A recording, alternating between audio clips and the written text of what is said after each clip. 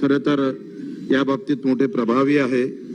अध्यक्ष महोदय, तसं तर मी जातीपाती धर्मादी पडलो नाही, कधी त्याच्यात कधी आंदोलन केले नाही. मी आतापर्यंत जे काही आंदोलन केलं, बाहेर आलो, सभागृहात बोललो, ते शेतकऱ्यांबाबत, दिव्यांगाबाबत, अनाथाबाबत माझ्या सगळ्या लक्षवेधी जास्तीत जास्त दिव्यांगाच्या बाबतीत आणि अनाथाच्या बाबतीत आहे. अध्यक्ष महोदय, पहिल्यांदा आम्ही या सगळ्या अशा मागच्या ठरावात मी बोललो नव्हतोय. मागच्या सभागृहात या आरक्षणाबाबत मी कधी बोललो नाही, कारण माझं असं मत आहे का जातीपेक्षा धर्मापेक्षा हक्काची लढाई फार महत्वाची असतं. शेतकऱ्याला त्याचा भाव भेटत नाही, मजुराला त्याची मजुरी भेटत नाही. आणि माझं अजूनही पूर्ण असं मत आहे का शेतकऱ्याला जर भाव भेटले तर सगळ्यात जातीत शेतकरी 75% आहे. एका शेतकऱ्याचे प्रश्न मिटले का या देशातल्या सगळ्या शेतकऱ्याचे प्रश्न मिटतं, एवढी ताकद शेतकऱ्याच्या प्रश्नामध्ये आहे. पण ते तुमच्यात धम्मक नाही, ना काँग्रेसवाल्यामध्ये, ना भाजपवाल्यामध्ये, ना शिवसेनेवाल्यामध्ये. तुम्ही शेतकऱ्याचं भलं करू शकत नाही हे 75 वर्षामध्ये स्पष्ट दाखवून दिलं. सगळ्या समाजात शेतकरी आहे, पण शेतकऱ्यासाठी समाज उभा राहत नाही, आमदार उभे राहत नाही, खासदार उभे राहत नाही. हे या देशातलं सगळ्यात मोठं दुःख आहे. अध्यक्ष महोदय, 350 गुन्हे दाखल झाले. 350. 4 ते 5 गुन्ह्यामध्ये किमान 4 वर्षाची सजा मला कोर्टानं सुनावली. आम्ही दळक मारायचं बिलकुल, आणि अजूनही ठोकतोय धरून, काही विषय नाही आहे. अध्यक्ष महोदय, एक लक्षात घ्या का हा देश आम्ही पाहतोय, म्हणजे कधी कधी विचार येतं का आपण जाती पाती धर्मामध्ये पडायचं का नाही पडायचं. पण काल एक वाचण्यात मध्ये आलंय, जॉर्ज फर्नांडिसचं भाषण आलं, त्यांनी मस्त सांगितलं. आणि त्यांनी सांगितलं का जन्म झाला का माणसाला जात आणि धर्म चिटकतं, आणि तो मरेपर्यंत कायम राहतं. त्याची जात जात नाही आणि धर्म त्याच्यातून काही सुटत नाही. आणि म्हणून लोक असं म्हणतात का जातीवर जात सोडू नका, पण जातीवर वाद करू नका. जात कोणच सोडली नाही पाहिजे, कारण जन्मतापासून ते लागतं आणि मरेपर्यंत ते टिकतं. तसं ते पॉयझन आहे. कष्ट करणाऱ्या, काम करणाऱ्या शेतकरी शेतमजुरासाठी ते विषच आहे. शेतकरी म्हणून कष्टकरी म्हणून त्याच्या बाजूने कधी हे सभागृह ज्यानं बांधलं असेल ना अध्यक्ष महोदय, हे सभागृह ज्या मजुरानं बांधलं त्या मजुराला 100 रुपये रोज होता. मी काढले सगळी माहिती. आणि हा इंजिनियर जेव्हा आम्ही पाहतो या सभागृहाला लक्ष देत होता, पुरत होता, वळसे पाटील साहेब, त्याला त्यावेळेस 800 रुपये रोज होता. इंजिनियरले 800 रुपये रोज, आणि ह्या सगळ्या कष्ट करणाऱ्या मजुराला 100 रुपये रोज. हे लुटीचे तंत्र आहे. जो ज्यादा कष्ट करेगा उसको लुटना है, और जो कम मेहनत करेगा उसको देना है. श्रीमंतांना अधिक श्रीमंत व्हावं आणि गरिबांना अधिक गरीब व्हावं, आणि मग गरिबांना श्रीमंताच्या घरी भांडे घासावं, अशी व्यवस्था आहे. ही व्यवस्था आहे सरळ सरळ. आणि या व्यवस्थेला तोडण्याची ताकद तुमच्या आमच्यामध्ये नाही आहे. म्हणून ही व्यवस्था आम्ही पाहतो आरक्षणावर येऊन आम्ही आता आमची पोळी भाजणार आहोत. याच्यात नेते मोठे होणार, पक्ष मोठा होणार, आणि कार्यकर्ता भस्म होऊन जाईल, पेटून जाईल.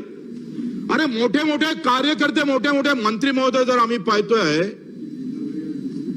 का द्वेष निर्माण करणारे भाषण जर करत असेल तर कसं होणार आहे अध्यक्ष महोदय. अध्यक्ष महोदय, पूज्य बाबासाहेब आंबेडकरांनी अतिशय संघर्ष करून, लागण तेवढे कष्ट करून, अध्यक्ष महोदय, बाबासाहेबांना कधी आमच्या शरीरात, स्वतःच्या शरीरात जात सुरू दिली नाही. मला बाबासाहेब आंबेडकरचं एक वाक्य अजूनही मनात कोरून ठेवलं अध्यक्ष महोदय. अध्यक्ष महोदय, बाबासाहेबांना हे म्हटलंय का होय मी पहिले भारतीय आहे, नंतर सुद्धा भारतीय आहो. आम्ही महापुरुषाच्या नावावर जात लावून देतोय, एवढे नालायक निघालोय. पेटून द्यायला पाहिजे सगळ्यांना. खरं तर पुतळा लावला, पुरुषाचे फोटो लावले का तो त्या जातीचा. आणि बाबासाहेबांच्या पहिला पुतळा अध्यक्ष महोदय माधवराव बागल कोल्हापुरात पहिला पुतळा बाबासाहेबांचा एका मराठ्यानं उभा केला, याचा आनंद आहे, गर्व आहे. अध्यक्ष महोदय, महात्मा ज्योतिबा फुलेंचा फोटो इथं आहे. बोलतोय मराठ्यावर बोलतोय. तुम्ही आंदोलन काही कुचकुच करू नका. अध्यक्ष महोदय, महात्मा ज्योतिबा फुलेंना पहिली शिवजयंती शुभाची. कुठे जातीपातीचा कुठे विषय नाही. महाराष्ट्र कसा होता त्या संत सगळ्या महापुरुषांना आम्हाला दाखवून दिला. अध्यक्ष महोदय, पहिले शिवजयंती महात्मा ज्योतिबा फुलेंना या महाराष्ट्रात सुरू केली. जातीपातीचे बंधन तोडत महात्मा फुलेंना पुन्हा दाखवून दिलं का कुठलाही महापुरुष एका जातीपुरता, धर्मापुरता, राज्यापुरता मर्यादित नसतं, तर त्याचा छाप सगळ्या जगावर पडत असतं. तसा हा महाराष्ट्र होता. पण महाराष्ट्राला काय काळीमा लागतंय मला समजत नाही. अध्यक्ष महोदय, आपण पाहतोय का काही सभा मी ऐकल्या आणि त्या सभेमध्ये एक जण असा म्हणतोय, नाव घेत नाही मुद्दामून, अधिक जातीवर जाण तुम्ही, 160 आमदाराला आम्ही पाळू. 160 आमदाराला. ठीक भाषा आहे. या पद्धतीनं मोठे नेते जर बोलायला लागले, एखाद्या सामान्य कार्यकर्त्यानं बोललं ठीक आहे. काय उदाहरण दिलं जातं का त्या समाजाचा होता म्हणून तुम्ही एकमेकावर आरोप करा व्यक्तिगत, ठीक आहे, पण समाजावर जाऊन आरोप करा तर राख लागेल ना महाराष्ट्रात. कोण वाचून याला? अरे आम्ही समजदार आहोत. इथं असणाऱ्या लोकांना जर जातीवर बोलणं सुरू केलं, तुम्ही एका गुलाबराव मी तुम्हावर बोललो, तुम्ही माझ्यावर बोलले, ठीक आहे, पण तुम्ही ज्या दिवशी जातीवर बोलायला लागाल, मराठ्यांनी असं केलं, आमच्या मशानभूमी अडवल्या, आमचं असं केलं, आमचे तसं केलं, अशा पद्धतीनं बोलताय तुम्ही. असे तर कित्येक उदाहरण सापडन. गाव खेड्यामध्ये अशी उदाहरण सापडत नाही. एकमेकाचं कुणी जिथे जे जात भारी असतं ते अन्याय करत असतं त्या गावामध्ये. हे तर सत्य आहे. ते नाही व्हायला पाहिजे पण सत्य आहे. मला वाटतं खोटं असेल तर मला सांगितलं पाहिजे. पण अशा प्रकारचा भास आणून देणं, जणू काही मराठे म्हणजे आम्ही पाहतो अध्यक्ष महोदय का जसं काही अन्याय करणारी जमातच तो उभी केली. अशा प्रकारची व्यवस्था जर निर्माण करत असाल तर ते चुकीचं होईल. अध्यक्ष महोदय, राजकारण होईल हो, तुम्ही मुख्यमंत्री व्हाल, पण विष पाजून मुख्यमंत्री होऊ नका. अमृत पाजून व्हा. ते नाही होता येत. आणि अध्यक्ष महोदय, अशा प्रकारचे हे कारस्थान थांबले पाहिजे. घर जाळले त्याचा निषेधच केला पाहिजे. अंदर केलं पाहिजे. बेभान ठोकलं पाहिजे त्यांना. घर जाळापर्यंत ज्याचे हात जात असेल ना, ते हात पाय तोडून टाका. अध्यक्ष महोदय, पण मला वाटते एकाही माणसानं इथे उल्लेख केला नाही, 50 मराठ्यांच्या पोरांनी आत्महत्या केल्या. योगेश नावाचा पोरगा PhD झालेला होता. मी त्याच्या घरी गेलो तर फक्त डोळ्यात पाणी होते. फक्त डोळ्यात पाणी होतं. त्याच्या बापानं आत्महत्या केली होती. घर पळाले झालं होतं अंगावर. शिकून आता नोकरी लागत नाही म्हणून तो आखरी एकतर कापसाले भाव भेटत नाही. मराठवाड्यातला जर भाग पाहिला तर अतिशय दुष्काळी भाग आहे. ना पाण्याची सोय आहे ना कुठल्याही प्रकारची व्यवस्था आहे. सगळ्याच समाजाची, तेली, माळी, कुंभी, धनगर असं नाही मी म्हणतोय मराठ्याचीच व्यवस्था आहे. सगळ्याच समाजाची तिथली अवस्था वाईट आहे.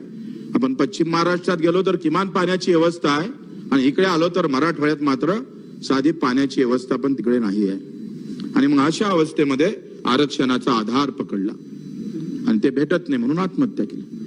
50 जणांच्या आत्महत्या झाल्या. घर जाळल्या. आम्ही 10 डाव ठासून सांगतोय. आणि 50 आत्महत्या झाल्या, त्याच्यावर एकही कोणी बोलत नाही. याचं दुःख आहे. एवढे जातीवादी जर सभागृहात आम्ही राहत असेल तर या सभागृहाचं पवित्र कसं राखलं जाईल. अध्यक्ष महोदय, आपण पाहतोय हो, या जगातलं पहिलं मी पाहिलंय उपोषणावर लाठीचार्ज पाहिला. कधी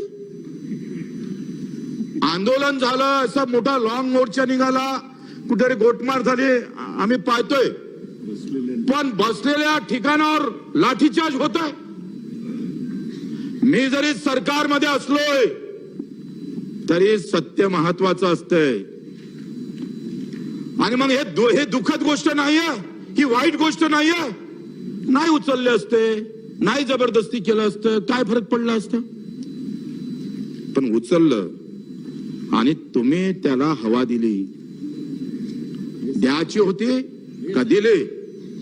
तपासलं नाही पाहिजे? कोणी पण असेल, कोणाला बदनाम का होतंय? का तुमच्या बाजूने गृहमंत्री बसत असाल आणि तुम्ही म्हणत असाल का घर कसे पेटले आहे? कसं काय कसं चालणार? तुम्ही असं म्हणत असाल तुमच्या बाजूने अर्थमंत्री बसते आणि तुम्ही म्हणता ओबीसीला बजेट दिलं नाही, मग का आलू शिल्लक का तिथं? अरे ठाम म्हणा, त्या कॅबिनेट मध्ये तोडफोड करा. ही भाषा कॅबिनेट मधली आहे, ही भाषा आम जनतेतली नाही आहे, लक्षात घ्या. आणि असं सांगून जर आपण पेटवा पेटवी करत असेल तर चांगलं नाही आहे. अध्यक्ष महोदय, मी मराठा हा शब्द हा एका जातीचा नाही, मी स्पष्ट बोलणारा माणूस आहे. आपण जर पाहिलं पंजाब सिंधू गुजरात मराठा, पंजाब सिंधू गुजरात मराठा, मग मराठा जर एका जातीचा आहे तर जनगणनेमध्ये ह्या मराठा काढला पाहिजे. एका जातीचा उल्लेख का केला जात? प्रस्ताव तयार करा, काळा मराठ्याला इथून. हा एका जातीत हा जनगणनेमध्ये आला कसा? अध्यक्ष महोदय, 800 वर्षापूर्वीचा पुरावा आहे. लीळा चारित्र्य ग्रंथामध्ये सरळ स्पष्ट म्हटलं आहे, आचार्य गावामध्ये जात पारी कुंभी बसले होते, यात म्हणाले, अहो पाटील मराठे, तुमच्या गावी ब्राह्मणांचे घर नाही का? 800 वर्षाचा पुरावा आहे, 800 वर्ष. कुंभी हा मराठाचा आहे, पाटील हा मराठाचा आहे. पाटील पदवी आहे हो. गुरधर साहेब, तुम्ही पाटील कुंभीमध्ये येत नाही, पण पदवी पाटील लागली ना तुम्हाला. पाटील पदवी आहे, देशमुख पदवी आहे, ते कोणत्याही जातीला लागतं. पण पाटील हा आम्ही पाहतोय का मराठा ही सुद्धा या मुलखाचं नाव आहे. वेळात वीर दवळले सात, आम्ही पाहतोय का मराठ्याचं वर्णन आम्ही पाहतोय. 18 पगड जातीतला तेली असन, महार असन, माळी असन, बौद्ध असन, सुतार असन, कुमार असन, धनगर असन, मल्हारराव होळकरांच्या समाधीच्या खाली मराठा सरदार म्हणून लिहिला गेलाय. ते काळान काय तुम्ही? हे काळाची ताकद आहे तुमच्यात. मराठा हाच मी म्हणतोय. कुंभ्या 400 वर्षापूर्वी तुकाराम महाराज म्हणतोय, बरे झालं देवा कुंभी केलो, नाहीतर अहंकारनं मेलो असतो. नंतर 200 वर्षापूर्वी महात्मा ज्योतिबा फुलेचं आसूड आहे. याच्यात काय म्हणताय अध्यक्ष महोदय? ज्या महात्म्याला आम्ही मानतोय, जातीचे नसले तरी आम्ही महात्मा फुलेचे कट्टर कार्यकर्ते आहे. महात्मा फुलेसाठी लागन तेव्हा मरण यावं तेवढं मरण आम्ही स्वीकारू. अध्यक्ष महोदय, महाराजांचा पहिला पोवाडा लिहिणारे आमचे महात्मा ज्योतिबा फुले काय म्हणतात? कुळवाडी भूषण पावाडा गातो भोसल्यांचा, छत्रपती शिवाजींचा, लंगोट्यास देई जानवी, पोशिंदा कुंभ्यांचा, गाळतो असा यवनांचा. अरे महात्मा ज्योतिबा फुलेला खोटे मागताय तुम्ही? महात्मा ज्योतिबा फुलेनं खोटं बोलले? हे आसूड शब्दात त्यांनी लिहिलेला पोहाडा अध्यक्ष महोदय, इथून ते समोर म्हणतंय तुम्ही यांना जर खोटं पाळत असेल तर कसं होणार अध्यक्ष महोदय? जिजाबाईचे मूळ घर होते पुण्यास, खान राहिला तिथं वस्तीचं, मराठाच चौकीबंदी गावात शिरण्यास. म्हणजे स्पष्ट होते का मराठ्याला तिथं चौकीबंदी केल्या जात होती, म्हणजे 18 पगड जातीला. अध्यक्ष महोदय, आज मराठ्याला त्यावेळेस बंदी होती, दुर्दैव आहे आता मराठ्यांना बंदी करावं लागतं. काय मला तर वाटतं जे मराठे मंत्री झाले त्यांनाच खरं तर धन्यवाद द्यायला पाहिजे. चांगलंही केलं का मराठ्यांनी मराठ्यासाठी आरक्षण दिलं नाही. अध्यक्ष महोदय, एक आसूडचा दुसरा भाग आहे, त्याच्यामध्ये एक गृहस्थ जातं महात्मा ज्योतिबा फुलेकडे आणि त्यांच्या पगोट्यात 3 शेंड्या लोंबत नव्हत्या. शिंप्याचं म्हणावं, पगोट्यावर जागोजागी सुया टोचल्या नव्हत्या. सोनारातील म्हणावं, त्याच्या भाऊपुढे उरडा निघाला नव्हता. व ब्राह्मणातील म्हणावं, महात्मा फुलेले चिंता लागली, काय म्हणावं याला. आणि तेव्हा आपला मोहरा माझ्याकडे फिरून आपणच मला प्रश्न केला की तुम्ही मला ओळखले काय? महात्मा फुलेला म्हणतात ते. मी म्हणालो नाही महाराज, म्हणजे ज्योतिबा म्हणाले मी तुम्हाला ओळखले नाही, माफ करा. गृहस्थ म्हणाला मी मराठी कुळातील मराठी आहे. तुम्ही मराठे असाल परंतु तुमची जात कोणती, असे महात्मा ज्योतिबा फुले म्हणतात. आणि मग गृहस्थ म्हणते माझी जात मराठे. मग मी म्हणजे ज्योतिबा म्हणते महाराष्ट्रात जेवढे म्हणून महारापासून तो ब्राह्मणापर्यंत लोक आहे ते सर्व मराठे आहे. आता एवढं स्पष्ट 200 वर्षापूर्वी महात्मा ज्योतिबा फुलेंना म्हटलंय, हे तुम्ही लोकांसमोर आणत नाही. आणि अध्यक्ष महोदय, आणि म्हणून ते मग पुन्हा विचारतोय तर म्हणते मी कुंभी. तुम्ही अमुक जातीचे आहात याचा उलगाडा तेवढ्यात होत नाही. मराठे म्हणून तुम्ही कोणत्या जातीचे आहे हे सांगता येत नाही. म्हणून गृहस्थ मग त्याला सांगतं मी कुंभी आहे. आता हे माझ्या हातचं नाही, महात्मा ज्योतिबा. पण तुम्ही महात्मा ज्योतिबा फुलेला हे खोटं म्हणाल का? म्हणजे महात्मा ज्योतिबा फुलेचा विषय झाला. अध्यक्ष महोदय, भीमरावजी आंबेडकरांचं खंड 10वा आहे, चरित्र खंड आहे. अध्यक्ष महोदय, याच्यात खूप चांगल्या प्रकारचं झेंडा समिती नेमल्या गेली होती अध्यक्ष महोदय. आणि याच्यात झेंडा समितीमध्ये आंबेडकरांचं नाव होतं, बाबासाहेब आंबेडकरांचं. आणि तेव्हा महाराष्ट्रानं ठरवलं होतं का त्या तिरंग्याचा रंग हा भगवा असला पाहिजे. आणि तेव्हा बाबासाहेब आंबेडकरांचा झेंडा कमिटीवर नेमणूक झाली आणि ते दादरला 3 जुलैला आल्या. परत आल्यावर सुरबा टिपणीस हे सगळं सरकारनं छापलेलं पुस्तक. म्हणजे तुम्ही अधिक आरोप करणार आहे, तुम्ही मोठे भारी आहे तसे. सुरबा टिपणीस याच्या भेटीला गेले असता ते म्हणाले राष्ट्रध्वज ठरवण्याची कमिटी नेमल्या गेली, तरी आपल्या महाराष्ट्रात आपल्या भगव्या झेंड्याच्या आग्रहाची चळवळ कुठेही कशी नाही. डॉक्टर आंबेडकर स्वाभिमानी मराठे आहे. आता ज्योतिबा फुलेच्या म्हणण्यानुसार भुजबळ साहेब मराठी आहे, वळसे पाटील मराठी आहे, गुलाबराव मराठी आहे, देवेंद्र फडणवीस पण मराठी आहे, सगळेच मराठी आहे. जर आपण आव्हाड साहेब महात्मा फुलेचं तर मानलं तर महात्मा फुले साहेबांचं भगव्या झेंड्याची आग्रही चळवळ कुठंच काही दिसत नाही. आंबेडकर स्वाभिमानी मराठी आहे. शिवाजीच्या भगव्या झेंड्याचा त्यांना तिखट अभिमान आहे. तमाम महाराष्ट्रातल्या मराठ्याने एकमुखाने या झेंड्याचा राष्ट्रध्वज म्हणून पुकारा करतील. दिल्लीत कमिटीला गंभीर विचार करावा लागेल, ही आंबेडकरांची भावना बरोबर होती.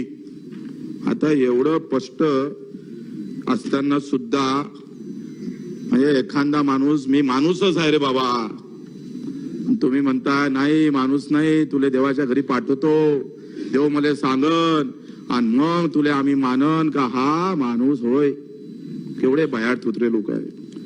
अध्यक्ष महोदय, एवढं सगळं असताना राग का येणार नाही अध्यक्ष महोदय? वर्षामागं वर्षे गेले, जरांगे पाटलांनी उपोषण केलं. उपोषण केल्यावर एक समिती नेमली, समितीला पुरावे सापडले आणि ते पुरावे जास्त सापडले म्हणूनही तुम्ही बोंबलताय. तुमच्या मनात नेमकं काय मला समजत नाही. मी कधी जातीगीतीवर बोलावं नाही असं आयुष्यात मी ठरवलं होतं का आपण ह्या जाती धर्माच्या भानगडीत कधीच पडायचं नाही. कारण माझ्यासोबत असणारा दिव्यांग हा सगळ्या जातीचा आहे. अनाथ आले आम्ही 1% आरक्षण मिळवून दिलं, त्याची जात मला अजून माहित नाही, त्याच्यासाठी आम्ही गुन्हे दाखल करून घेतले. आता गायकवाड समितीच्या आयोगाचं तुम्ही आकडेवारी सगळ्यांना वाचून दाखवली. आणि मग समाजामध्ये आपण पाहतोय 8 मराठे मुख्यमंत्री झाले किंवा 18, 50, 60, 200 आमदार जर मराठ्याचे खासदार आहे, तर माझं असं म्हणणं आहे ते जात सुखी झाली अशी कोणी म्हणत असेल तर मग कसं होणार आहे? मग असं आपल्याला ठरवावं लागेल, ज्या जातीचे कमी आमदार आहे, ज्या जातीचे कमी खासदार आहे त्याला आरक्षण पहिलं द्या. बरोबर आहे का नाही? असंच ठरवावं लागेल. मग असं ठरवून टाका. म्हणजे मला वाटते तुम्ही 200 लोक, एखाद्या महाराष्ट्रातले 200 लोक सुखी झाले तर मग सगळा समाज सुखी आहे असं म्हणत असाल तर आपण किती करंटे आहे त्याच्या किती म्हणजे ते सिद्ध होतं आपण किती करंटे आहे. अध्यक्ष महोदय, मी एवढं सगळं वाचून दाखवणार नाही. किती घरं मातीची आहे, किती कुळाची आहे, हा सगळा अहवाल गायकवाड समितीनं आपल्या समोर ठेवला होता. अध्यक्ष महोदय, काही आकडेवारी सांगितलं जातं. हे पुस्तक आज महाराष्ट्रातील शासकीय कर्मचाऱ्यांचा सर्वकष माहितीचा कोश आहे, माहिती कोश आहे अध्यक्ष महोदय. आज महाराष्ट्रात 4,84,901 कर्मचारी अधिकारी आहे. त्यामध्ये SC ST OBC मध्ये एकूणमध्ये 71% आरक्षण आहे. ओपन मध्ये 29% लोक सरकारी कर्मचारी काम करतं. त्यामध्ये मराठा आहे, ब्राह्मण आहे, जैन आहे, कायस्थ, मुसलमान आहे, ख्रिश्चन आहे. परंतु हीच आकडेवारी वेगळ्या पद्धतीने वाचून दाखवून पुन्हा मतमतांतर करण्याचा जो प्रयत्न होता आहे तो खरं तर खरी माहिती शासनानंच घोषित केली पाहिजे. मला असं वाटते का शासनानं खरं याची जातीय गणना होणं फार महत्वाचं आहे. पण मला असं वाटतं का एखाद्याला आरक्षण दिलं, समजा एक गाव आहे आणि 100 गावापैकी 4 लोकांना आरक्षण भेटलं तर 4 कुटुंब सुखी होऊ शकतं. पण माझं असं मत आहे का त्याच गावातल्या शेतकऱ्याला जर भाव दिला तर अख्खं गाव सुखी होऊ शकतं. जे सोपं आहे ते स्वीकारायला तुमची तयारी नाही. कारण बजेट मधले 3 लाख कोटी रुपये तुम्ही कर्मचाऱ्याला वाटता, अधिकाऱ्याला वाटता, आमदाराला वाटता, खासदाराला वाटता आणि शेतकऱ्याला 34,000च्या कोटीवर ते सरकत नाही. म्हणजे जिथं तुम्हाला काम करायला पाहिजे राजकीय लोकांना तिथं काम करत नाही. या जातीय अवस्था निर्माण झाल्या पाहिजे. तुमचं आमचं व्यवस्थित जमलं पाहिजे. काही काम न करता निवडून येतं जातीच्या नावानं माणूस. बरेच आमदार असे आहे का तिकून दुसऱ्या समाजाचा उभा राहिला का इकडे दुसरा आला का काही काम न करता आपोआप निवडून येणारी जमात. असे काही आमदार आहे का त्याला काही कामच नाही करावं लागत, काहीच काम करावं लागत नाही. जात आणि धर्म म्हटला, अरे मुसलमान खतरे में है, हिंदू खतरे में असं म्हटलं का मत धडाधड भेटून जातं. खतऱ्यात मुसलमान येत नाही, हिंदू येत नाही, नेता खतऱ्यात येतं आणि आम्हाला बनवत राहतात. हे सगळे धंदे आपले चालू आहे. आपला बिचारा जातीपाती पेटत राहते, त्याला वाटते जेवण आपलं काहीतरी. म्हणून मी या माध्यमातून जरांगे पाटील साहेबांना विनंती करतो बा व्यक्तिगत टीका करू नका, चांगलं नाही आहे. कारण तुम्ही एका समाजाचा प्रश्न घेऊन निघाले, कुणी काही बोलू द्या पण कुणावर टीका करू नका. हात जोडून त्यांना या सभेतून विनंती करतो. आखरी एखादा नेता बोलला का त्याचे परिणाम समाजावर भोगावे लागते आणि आपण सुद्धा जे काही मोठे माणसं असेल त्यांनी सुद्धा व्यक्तिगत कोणाची टीका टिप्पणी न करता मला वाटतं आपापल्या पद्धतीनं चांगल्या मार्गाने आपण भांडलो पाहिजे. आता तुम्ही एक सांगा, मराठवाड्यात आरक्षणाचं, कोकणात पश्चिम महाराष्ट्रात मराठ्याच्या आरक्षणाचं जास्त राहिला नाही. खानदेशामध्ये पण सगळे कुंभी झाले, विदर्भात पण सगळे कुंभी झाले. मग राहिलंय पश्चिम महाराष्ट्रातलं, कोकणातलं तर काही विषयच नाही आहे. आणि राणे साहेबांना सांगून दिलं आम्ही 96 कोटी आहे, तर त्याच्यासोबत किती मराठी आहे त्यांना सोडून द्या आणि बाकीचे किती आहे ते मोजून घ्या. आता जर आपण पाहिलं तर पूर्ण मराठवाड्यात 8 जिल्हे आणि 8 जिल्ह्यामध्ये जर आपण पकडलं तर एका जिल्ह्यामध्ये 4 लाख कुटुंब असतं. 4 चौक 16 लाख, 16 लाखच असेल.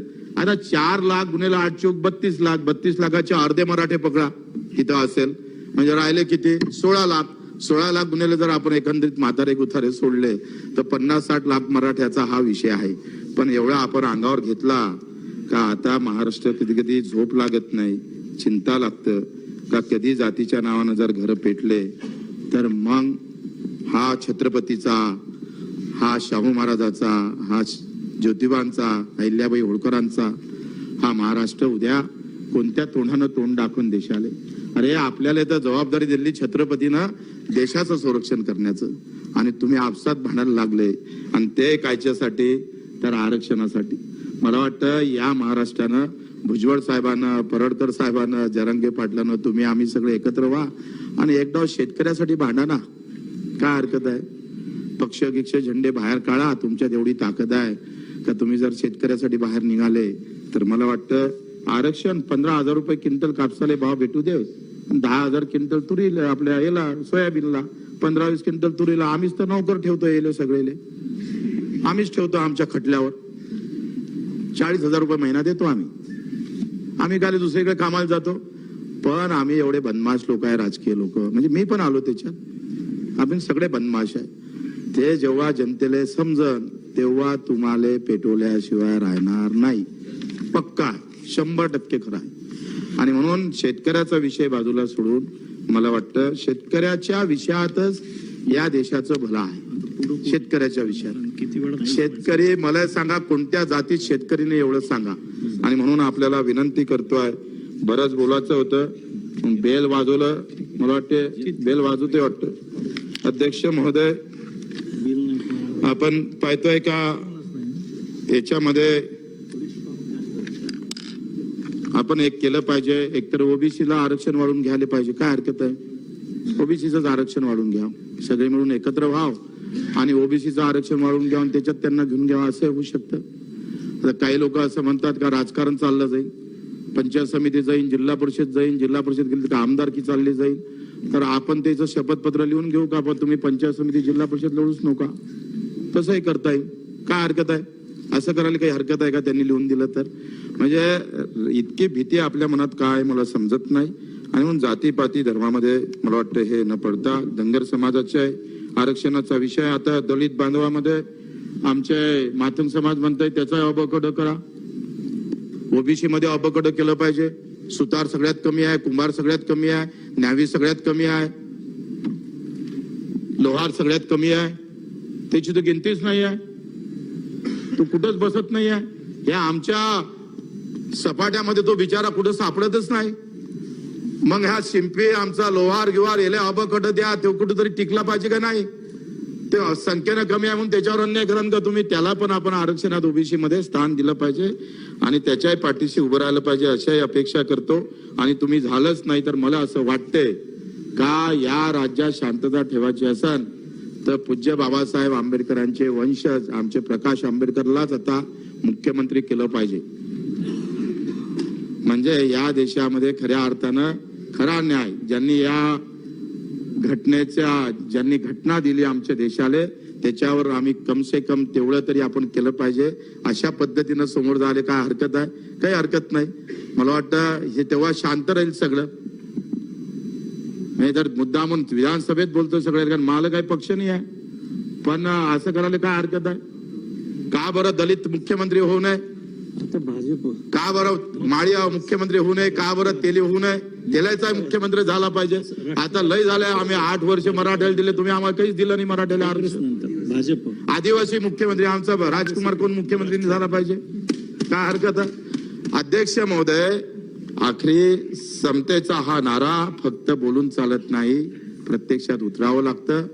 आणि म्हणून एका जातीला टार्गेट केल्यापेक्षा मला वाटतं सगळे मिळून सगळ्यांसोबत जाऊन आम्ही सगळे एक आहो, महाराष्ट्र धर्म पाळावा एवढीच अपेक्षा करतो, विनंती करतो. अध्यक्ष महोदय, आपण भरपूर बोलू दिलं, कारण तुमचं लगेच आमच्यासाठी बेल वाजतंय, आज वाजवली नाही, त्याबद्दल धन्यवाद. जय हिंद, जय महाराष्ट्र.